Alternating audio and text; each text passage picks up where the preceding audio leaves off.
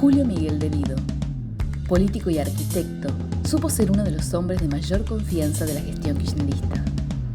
De mirada fuerte y directa, el hombre que caminó por los pasillos más poderosos del país, también conoció los oscuros rincones del complejo penitenciario federal Marcos Paz, cuando en 2017 le fue dictada una controversial prisión preventiva al quedar procesado en las causas de la mina de Río Turbio y la compra de gas licuado. Sin embargo, nada de esto parecería haber derrumbado las convicciones políticas con las que se fue forjando aquel pibe de Palermo, amante del tango clásico, fanático de Boca y que llegó a ser ministro de Planificación Federal en 2003. En busca de algunas respuestas más profundas que involucran su costado más personal, viajamos hasta su casa. El trayecto casi se pierde entre silencios y preguntas acerca de aquel personaje político tan simple, pero tan complejo, que sigue estando presente en la política actual. Por admiración o desacuerdo, la historia de Julio de Vido siempre será escuchada, por los amantes de la política o no, sin importar el partido o afiliación, porque su personalidad, sin proponérselo, obliga a ello.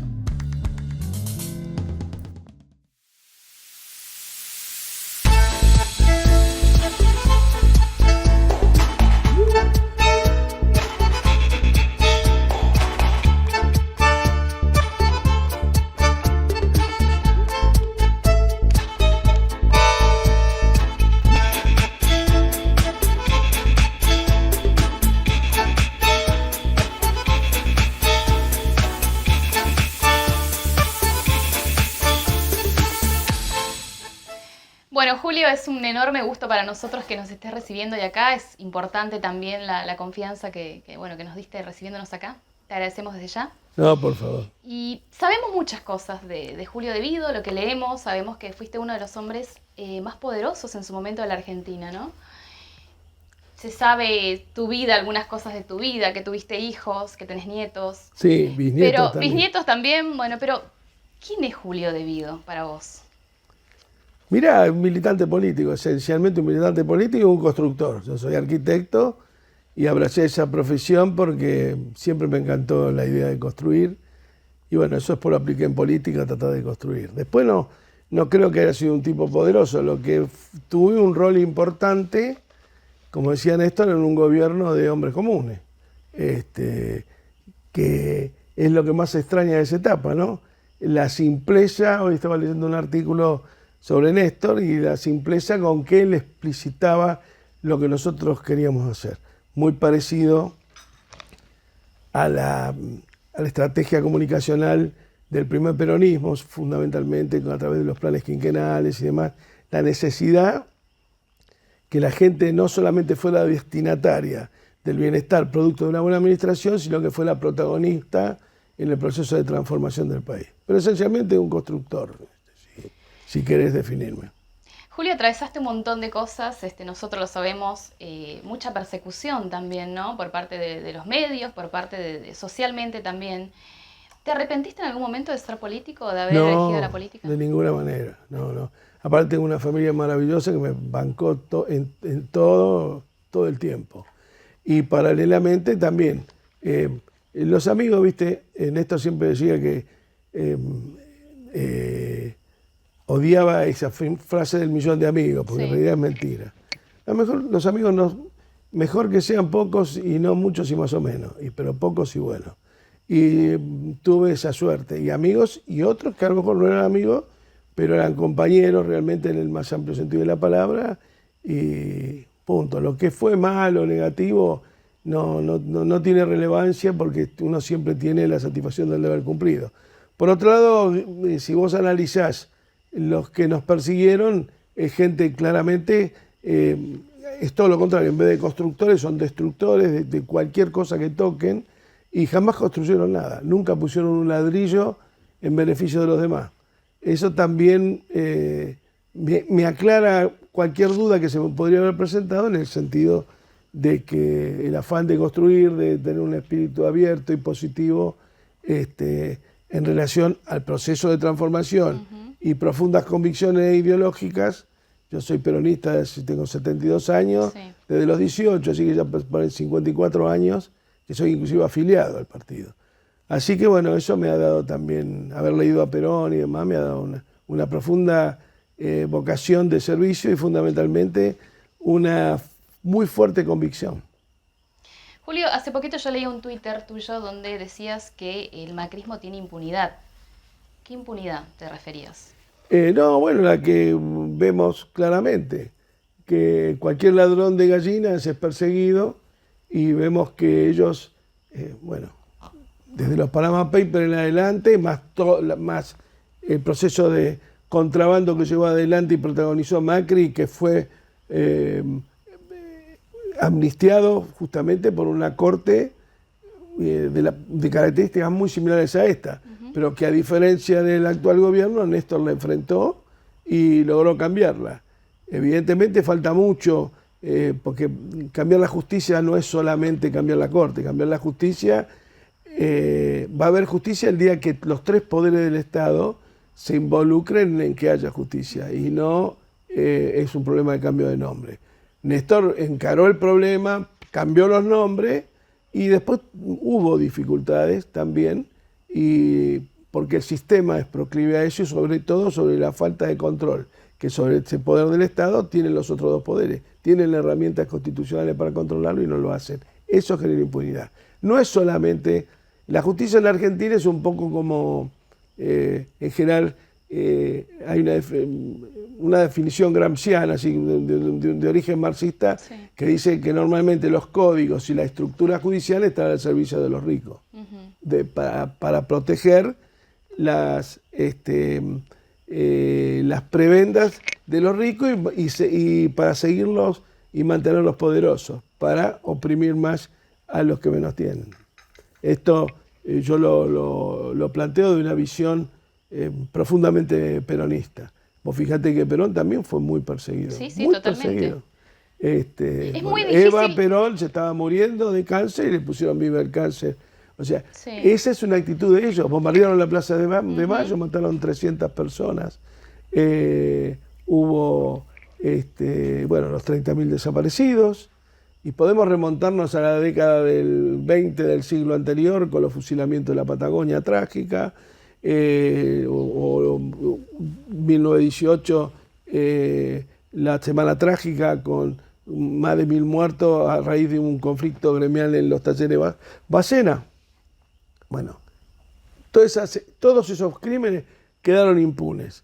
Solamente hubo castigo a los culpables y resguardo de memoria a partir de la política de Néstor Kirchner. También en parte Alfonsín en un primer momento, hasta la ley de obediencia debida y punto final, pero Néstor tuvo una voluntad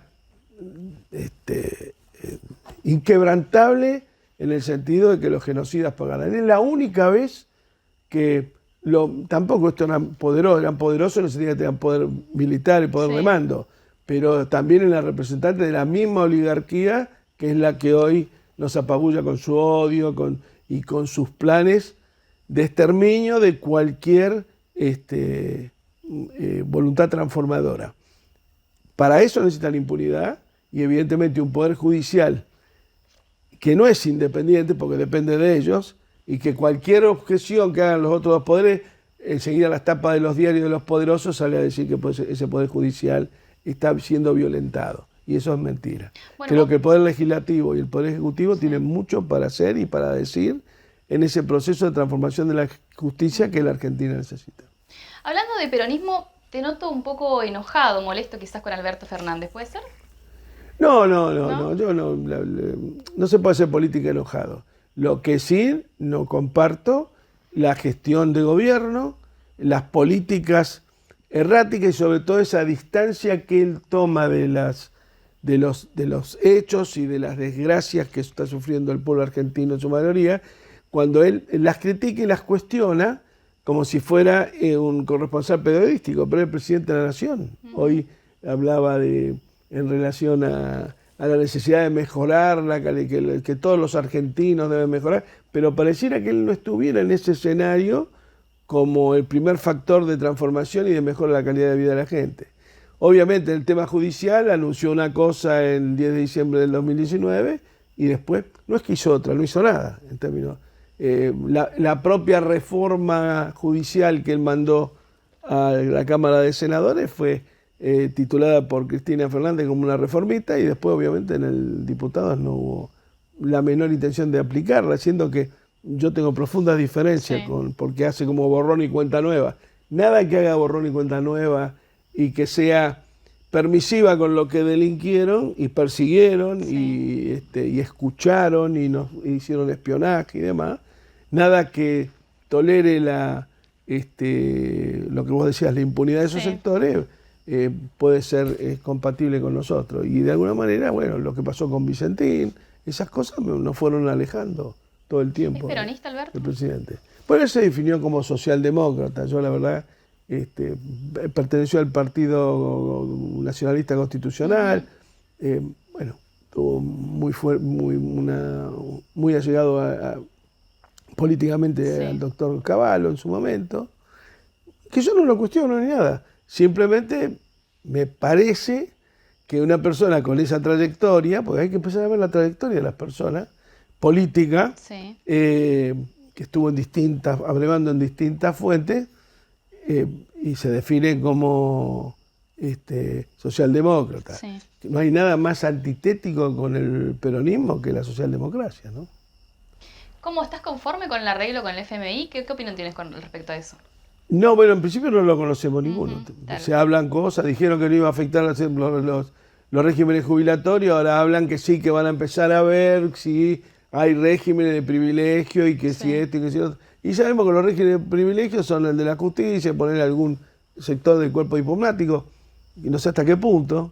Me parece que el problema de la resolución de las cuestiones del déficit fiscal en la Argentina, que creo que hay que resolverlo. Néstor Kirchner, sus 4 años gobernó sin déficit fiscal. Bueno, pero para eso hay que tener una férrea voluntad política y no hay que hacerle pagar a los que menos tienen los baches que nos dejan los que no pagan impuestos, que son los que más tienen. Bueno, esto es la cuestión.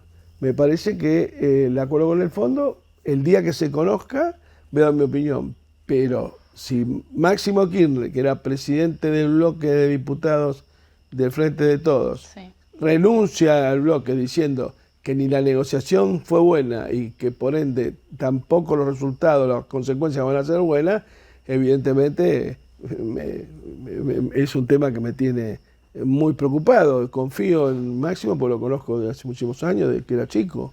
¿Crees que puede ser un buen dirigente? Apoyo en la decisión que tomó. Si no está convencido y ve que esa es la circunstancia, que ni la negociación fue buena ni que las consecuencias eran buenas, está muy bien que tome distancia.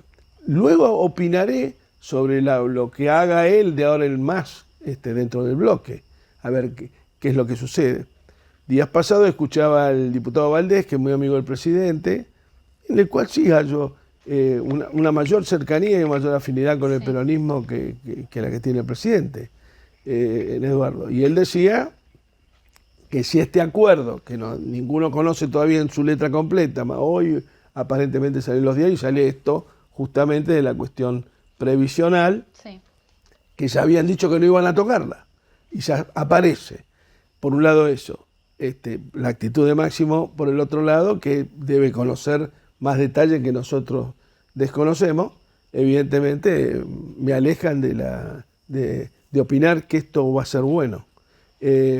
Vos me decís si hay que acordar o no hay que acordar, esa responsabilidad la tiene el gobierno. Lo que decía el diputado Valdés, te decía, es que si el bloque del Frente de Todos necesita de los votos del Juntos por el Cambio para poner el acuerdo, la Argentina va a entrar en un cono de sombra en materia de gobernabilidad, claramente.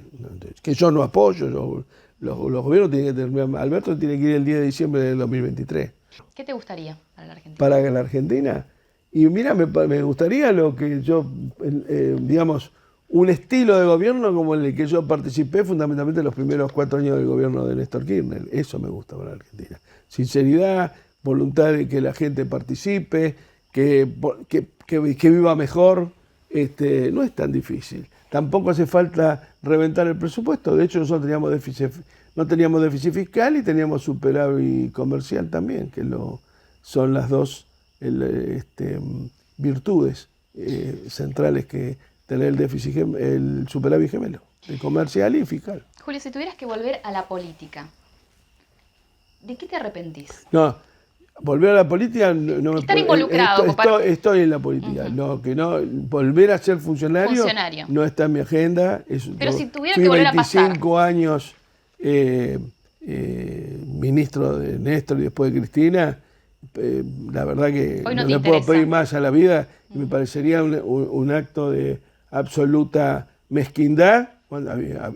Yo creo que hay compañeros, hay generaciones, yo tengo una enorme fe en la gente, sobre todo de entre 25 y 40 años, creo que es una generación distinta que viene con otra polenta y hay que darle el lugar y hay que ayudarlos y hay que formar. Eso es parte de la política también. Yo no me fui de la política ni mire, con lo cual es contrafáctico decirte qué haría yo distinto. Sí. No. Hoy tu presente no pasa. Exacto, y no estoy arrepentido de nada, con lo cual si mi vocación fuera ser funcionario nuevo, te lo diría. Okay. Pero no lo es. Julio, ¿viste venir esto? Es decir, cuando se supo la fórmula de Cristina con Alberto Fernández, ¿te imaginaste esto o pensaste que podía ser una...? Pensé que iba a ser un poco mejor, pero sabía que iba a haber problemas, claramente. ¿Por qué? Nunca pensé que iba a ser esto. ¿Por qué pensaste que iba a haber problemas? Porque lo conozco a los actores. Julio, te muevo un poquito de tema. Es una suerte, si quieres llamarlo privilegio, respecto a los demás. Sí. Sabemos que sufriste una persecución, que inclusive pagaste con tu libertad, como lo decías vos mismo. ¿Qué pensaste en ese momento? Porque digo, habrá sido un momento muy difícil para vos, para tu familia. ¿Qué pensaste en ese momento en el que te tuvieron que llevar? ¿Estuviste solo, lejos de tu familia? No, ¿Cuál fue tu nunca primer estuve lejos pensamiento? de mi familia porque siempre estuvieron al lado mío. Aún preso, de alguna manera estaban presos también, que iban y venían todo el tiempo. No, después en la cárcel me puse a hacer política como hago acá. Me hice de amigos, de compañeros que hoy están hermanados para la vida, con Fernando Esteche, por ejemplo, no nos conocíamos. Y bueno, hoy tengo un hermano, Fernando, ¿no? La cárcel los que creen que a vos te van a anular como persona, lo logran cuando vos no tenés formación y valores personales. Cuando vos tenés formación política y valores personales, casi te diría que te agranda. ¿Sentiste que te soltaron la mano en algún momento? No, yo hice una nota, ni bien entré, porque justo en su momento Cristina había estado con la Negra Bernasi en un programa que tenían con Berkovich también, y le preguntaron por nosotros, en general por los compañeros, dijo que ponía solamente la mano en el fuego por su familia. Y eso fue 2 semanas antes que yo fuera preso. Entonces dije que yo no creo en la mano en el fuego, tampoco, porque eso de la época de la Inquisición. Me da la sensación que en lo que yo creo es la confianza en los compañeros que están al lado mío, y también creo que son humanos y se pueden equivocar. Y voy a ser como Néstor Kirchner, él era muy severo con nosotros, pero nunca entregó a nadie. ¿Vos crees en la inocencia de los demás presos políticos? Creo que la falta de confianza en algunas situaciones como esa mía y desilusionan, pero no de la vida ni de la política, de la persona que no estuvo a la altura de lo que vos esperabas. ¿Te llamó Cristina cuando estabas en la cárcel? No, ni a mí ni a mi mujer, no. ¿A tu esposa tampoco? No, por decirte Alberto Letieri, que es un amigo común, bueno, y vos, muchos amigos, gente que no nos conocía, el Negro Pose, fueron más solidarios conmigo que ella.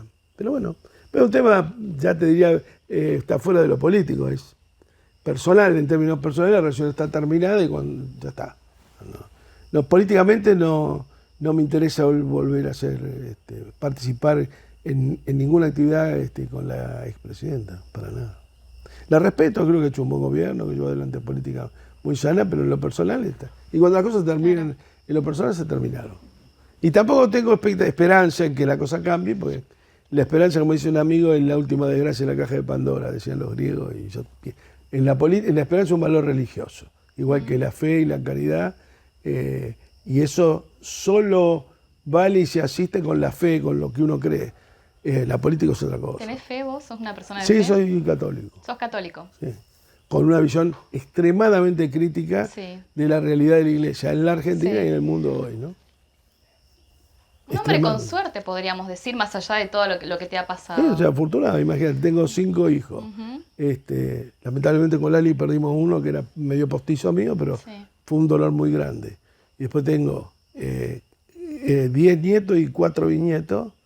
Me puedo quejar de la vida porque un idiota me metió preso 2 años. Tengo 72, me quedan los otros 70 para festejar. Totalmente. Julio, hablaste hace poquito de la estatización de Noria de Sur. Sí. ¿Vos creés que esa es la solución? En realidad yo no quiero estatizar el Dones del Sur, porque no tiene nada que ver con nosotros. Lo que quiero es resolver los contratos que están incumplidos. Lo vengo sosteniendo desde enero de 2014, donde no fui escuchado. Sí. Bien, o sea, no me interesa quedarme con la empresa. Lo que me quiero quedarme es con lo que es del Estado. Con lo que es del Estado. Ellos son concesionarios, no son dueños. Son malos prestadores de un servicio que se privatizó. Lo que se privatizó fue el servicio. Lamentablemente, en el caso de la generación, hubo cesión de dominio. Ellos ahí sí son dueños de alguna de las usinas, no de todas. Atucha, que está acá nomás, no. Sí. Ella sí está tampoco, la terminamos nosotros, entre otras cosas. Y creo que la salida de la Argentina hay que encontrarla en el artículo 40 de la Constitución del 49, en donde, con la claridad de Perón y del peronismo y del doctor Sampay, que fue el que la redactó, dice claramente que en la Argentina el comercio exterior y todos los servicios públicos, esencialmente los relacionados con la energía, serán propiedad imprescriptiva del Estado y de ninguna manera podrán ser cedidos, privatizados ni nada por el estilo. Cuando hablamos del comercio exterior, no hablo de la herramienta que fue el IAPI en ese momento, sino hablo de lo que dice la Constitución. Y a mí me parece que ese proceso de recuperación del protagonismo del Estado en la administración de la riqueza nacional, que es lo que un país exporta. Sí. En este caso, habitualmente grano, aceite, carne, bien. Bueno, la plusvalía de eso no puede ser de 200.000 productores, tiene que ser de los 46 millones. Sí. Si no es de los 46 millones, evidentemente hay 26 millones que sobramos. Bueno, esto es lo que yo creo. Cuando me hablan de una propuesta, yo creo que hay que recuperar para el Estado el patrimonio de los servicios públicos y el comercio exterior. Por lo menos la administración de la plusvalía del comercio exterior, la ganancia. Eso es de todos. Bueno, el Fondo Monetario y cualquier acreedor nuestro deben pensar que la única salida que tienen ellos para que nosotros honremos la deuda es que recuperemos la administración del comercio exterior. Si no, no van a cobrar nunca. Y nosotros viviremos un eterno ajuste que frustrará generación tras generación y nos quedaremos peleando con Macri a ver si se mudaron del país 5, 10 o 7 u 8. Y hay que salir de esa pelea, de esa discusión con el enemigo. Vos discutís con el adversario político, pero estos son enemigos políticos. Y es una situación y una contradicción muy difícil de resolver, pero lo peor que hay, como decía Perón, siempre es esquivar a la realidad porque es la única verdad. Si vos te manejás en política con parámetros que no son los verdaderos o que no representan la realidad, evidentemente vas a fracasar en la gestión, que es lo que está pasando. Julio, ¿por qué en tu gestión no se estatizó hoy? Porque Cristina no estuvo de acuerdo, asesorada por el gobernador actual Kicillof y por Zanini esencialmente, y hubo otros personajes menores que participaron y luego estando presos, algunos me vinieron a visitar y me dijeron que yo tenía razón, que había que hacerlo. Finalmente, la historia me dio la razón.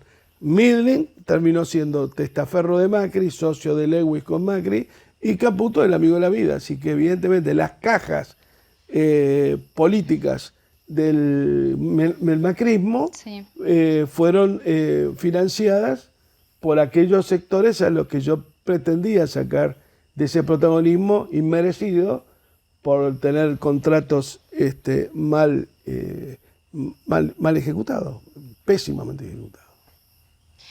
Mencionaste a Axel Kicillof. ¿Qué imagen tenés de él? ¿O te gusta como dirigente político? El No, trabajo me parece que está no haciendo? solamente a mí, digamos, la última elección en la provincia de Buenos Aires, me parece que la gente opinó Uno de con los contundencia. distritos más grandes del país. Bien, me parece que, no sé, no.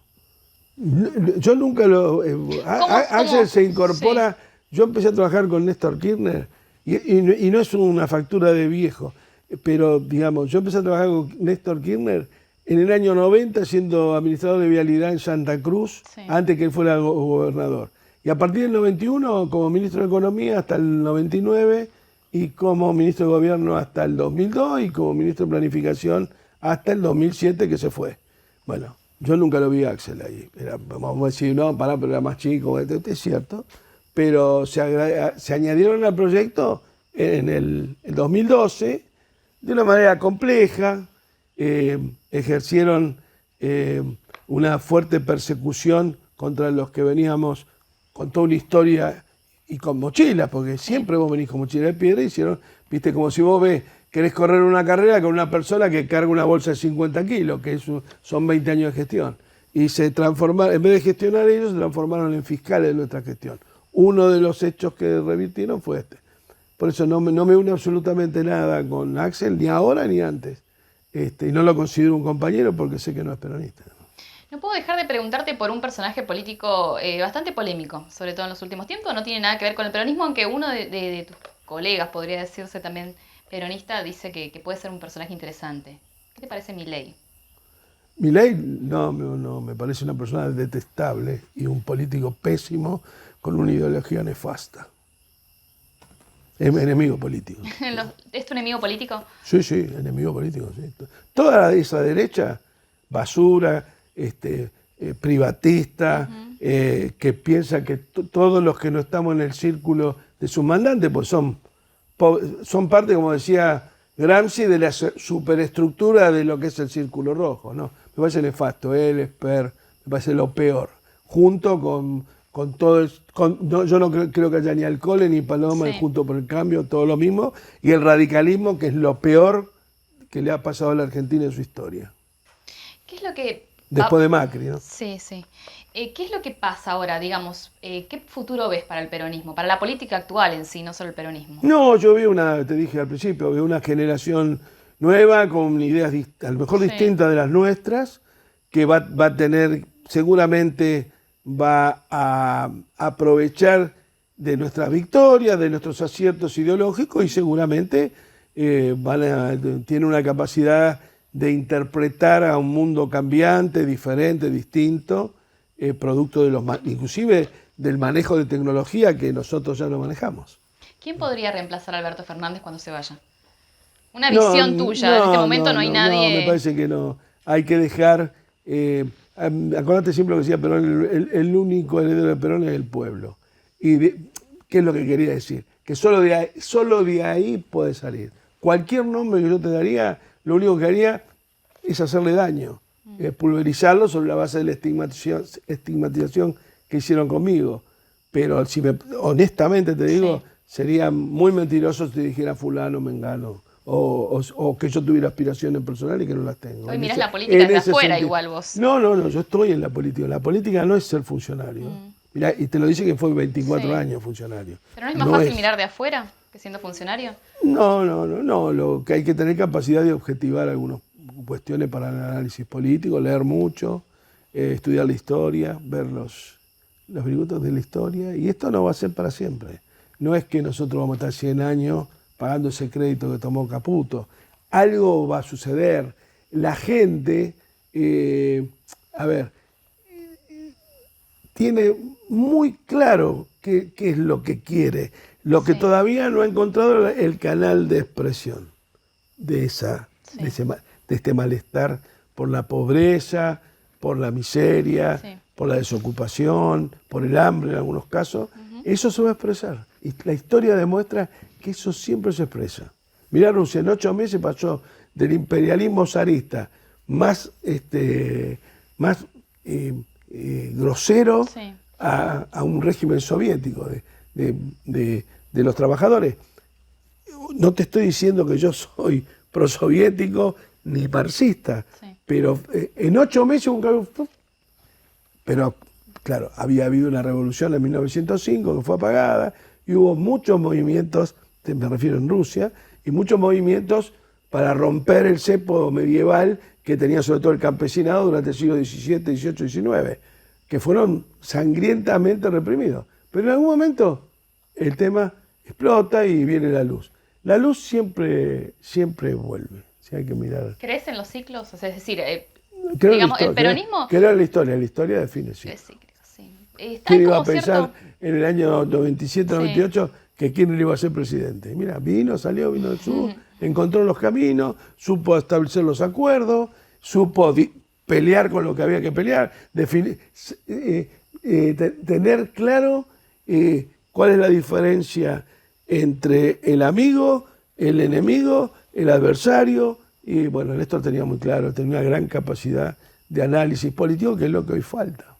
¿Cristina crees que no lo tiene? No, yo personalmente creo que, pero es una opinión muy personal, Sí. no. Creo que está frente a una etapa de definiciones importantes. Creo que si no sale a expresar lo que debe estar pensando, va a ser muy difícil que tenga un retorno virtuoso en la política. Me parece que estamos ante la posibilidad de un fin de ciclo, que no sé si es bueno o es malo, pero es lo que yo voy viendo. Julio, todo esto que vos pasaste, esta persecución y todo el resto de lo que se generó en torno a tuyo, ¿qué enseñanza te dejó? No, ninguna. La cantidad de amigos que me conocí en la cárcel, en conocer una realidad distinta. ¿Te deprimiste en algún momento? No me deprimo. Debido no se reprime. No se deprime. ¿De qué signo sos? ¿Eh? ¿De qué signo sos? De Capricornio. Capricornio, mucho carácter. Julio, te muevo un Voluntad. Voluntad. Y nosotros, Sí. en ese gobierno de Néstor, éramos muchísimos tipos, no sé si muy inteligentes ni perspicaces y demás, Sí. pero con una clara dirección política, que esto es lo que falta. No hay dirección en la política, inclusive en lo que es la oposición, entre comillas, porque tienen el poder. No hay no hay voluntad ni hay dirección política. Nosotros éramos tipos muy voluntariosos, muy trabajadores, muy tesoneros, Sí. de a Dios rogando y con el mazo dando. No vas a encontrar... ¿Tenés algún ejemplo de genios que aparecieron como genios? Sí. Bossio, por ejemplo. Axel. Hay un cierto, Después o me parece perdió a la mí, elección por paliza. o es lo que yo percibo, pero hay como cierto desencantamiento con el peronismo. ¿Puede ser? Yo creo que hay un desencantamiento con la actividad política, te voy a preguntar. Con la actividad política. En realidad la gente apoya a tipos como Milei, que putean Sí. a la política, pero no por lo que Claro. piensa Milei, sino porque putean a la política igual que lo putean ellos. Entonces, es como que el dirigente político nunca puede hacer seguidismo, que es lo que hace Milei. Milei busca por abajo las pasiones más perversas de la gente, que dieron origen en su momento en Alemania al nazismo, al fascismo en Italia y al franquismo en España, que buscan los sentimientos más bajos, más perversos, y el tema de ese nacionalismo con Z, el tema de la persecución ideológica, racial, bueno, los negros, todo ese tema de ese lenguaje con que ellos se mueven y que hoy ostentan, hoy ostentan. Porque Julio, ¿qué pasa? Hay un sí. sector de la sociedad, el más desposeído, que ya no tiene vínculo con la política, solamente se vinculan con algunas organizaciones sociales que le consiguen de comer. Y eso no es política, eso es cualquier cosa. Eso es pobrismo. Son funcionales a que los ricos se sigan haciendo más ricos. Lo que hay que hacer con la gente es concientizarla, formar cuadros militantes, cuadros políticos. Que se está intentando hacer, o quieren hacer eso ahora. ¿Quién? Escuché. Hay un proyecto de gobierno, tengo entendido, de no dar planes sociales o llamarlo de otra manera y tratar de emplear a la gente. Eso es lo, Sí, eso es lo que pero vos eso no es proponés. formación de cuadros militantes, es otra cosa. Y para mí es un tiratítulo eso, nada más. Sí. ¿Qué política activa hay en relación a eso? Más allá de lo que dijo Zabaleta. Ninguna. Más, le llegaron las 9 de julio el otro día. Cortaron el tráfico, todo. Y eso va a ser de altísima conflictividad. Porque eso en el pobrismo, Sí. lo que fue la Levac para los ricos durante el macrismo. Se hizo una bicicleta y después lo llevaron a dólares, y cuando llevaron a dólares, y bueno, estamos pagando la deuda. ¿Y quién se la llevó? Bueno, ahí Julio, está. sabemos lo que pasó con la tragedia de Once y todo lo demás. Según vos, ¿quién es el culpable? El maquinista no frenó, pero nunca supimos por qué. Pues yo creo que el hombre estaba muy presionado, muy tensionado, y no frenó. Y bueno, ahí están las consecuencias. Está probado en el juicio que yo participé. Sí, sabemos. Nada más. Después lo hago más. Ni que hablar del maquinista Almada que asesinaron a los 2 días del accidente, que era el que tenía que haber conducido el tren y no Córdoba. Y demás, pero Córdoba es un pobre hombre, un hombre que ni siquiera estaba tan presionado que ni se animó a decir que se desvaneció o que tuvo un sueño blanco y se quedó dormido. No, digo, no, yo estaba perfecto, el tren no frenó. Y después cuando hicieron la pericia, el tren frenaba perfectamente. Es más, mi juicio se demostró a través, con la película del ingreso del tren a la estación. No es que lo hicieron con una simulación. Pero bueno, así estamos. Todavía hay gente presa por eso. Córdoba está en su casa. De esta gente, No, compañeros... yo no sí. quiero que esté preso. No quiero que sí. nadie esté preso. Pues no es la solución para nadie. ¿Cuál es la solución? ¿Para qué? Para tus que haya, compañeros, si sí. hubiera justicia, estarían presos Macri por el tema de la autopista del Sol, por los 44 tripulantes del submarino Ara San Juan. Nosotros no espiamos a las víctimas de Once, al contrario, tratamos de asistirla con lo que pudimos y con lo que nos dio la capacidad. Pero lo cierto que la culpa del accidente no es ni de Jaime, ni de Schiavi, ni de Devido. De última, si quieren buscar problemas en cómo llegaron las concesiones en procesos deficitarios económicos y demás, que busquen a todos los ministros de transporte del menemismo y de la Rúa. Ahí van a encontrar alguna razón política, pero no penal. Penal, hay un tipo que podía frenar y no frenó. ¿Por qué no frenó? Él no lo explicó nunca, porque él dijo que frenó y que el tren no frenó. Y era mentira. Y lamentablemente es muy dura la verdad, pero es la verdad. Ahora, Julio, me llama mucho la atención esto que vos me estás contando, porque hay mucha gente que no lo sabe. Bueno, hay Que tantas ya se cosas- resolvió, ¿no? Hay tantas cosas que no sabe la gente. Ya se resolvió, hay algo que está comprobado. ¿Por El qué? ¿Por qué proceso esta de cuestión? desinformación que tiene este país es impresionante. No, a mí me condenaron, demostrando eso, igual me condenaron a 4 años por unos libros de contabilidad que yo no vi, que no ocupé. Nada que ver, yo no estoy condenado por el accidente. No, digo, esta Pero imagen eso, social, ¿no? Pero vos, como Se vos sos relaciona... periodista, no podés ignorar el proceso de desinformación que hay en este país. Feroz, fenomenal. Inclusive, ¿Desinformación o perdóname, mala intención? Inclusive en los propios medios que se dicen oficialistas. Te cuesta en todo el día encontrar una voz, Daniel Toñete a la mañana, por ahí. Pero después es una catástrofe la desinformación que hay. ¿Desinformación o operada mala por las intención? embajadas. No, es desinformación. No, es otra cosa. Mala intención es otra cosa. Eso. Cuando íbamos a hacerte esta nota vos, uno de mis colegas me dice, mira que Devido no está dando nota a nadie. No, yo doy nota. Y- Lo que no me gusta sí. es perder tiempo. Pero no, porque no llevo Sí. tiempo a armar esto. Perder tiempo con gente que vos sabés que Sí. es agente de ese proceso de desinformación. O algunos que en un momento estuvieron en un lado y hoy tienen laburo en el otro, pero tampoco le doy porque no es serio. No, yo doy nota, muchas notas. Sí, por ahí está relacionado con eso. Con las que puedo hablar en serio. Para hablar, como yo no tengo Sí. vocación de candidatura ni de nada, Claro. me gusta, hablo con quien yo quiero, yo no necesito venderme. Estás tranquilo hoy, se te nota bien, Sí, digamos, muy- tranquilo. Re tranquilo. Estás disfrutando de tu presente Sí, dentro y dentro y siempre mirando afuera. Siempre lo disfruté de mi ¿Sí? presente, no tuve Sos problema. muy positivo. No, salvo cuando alguna vez se enfermó algún chico o alguien de la familia tiene algún problema. Además, con la mujer que tengo, la fuerza que tiene. Que se ha destacado Estoy en muchas partes. Estoy blindado, claro. Ha sido un sostén importante. Aparte, cuando vos te sentís blindado, Claro. tenés más fuerza para dar la pelea. Totalmente. Julio, te agradecemos muchísimo, la Bueno, a verdad, esta ustedes, nota. che,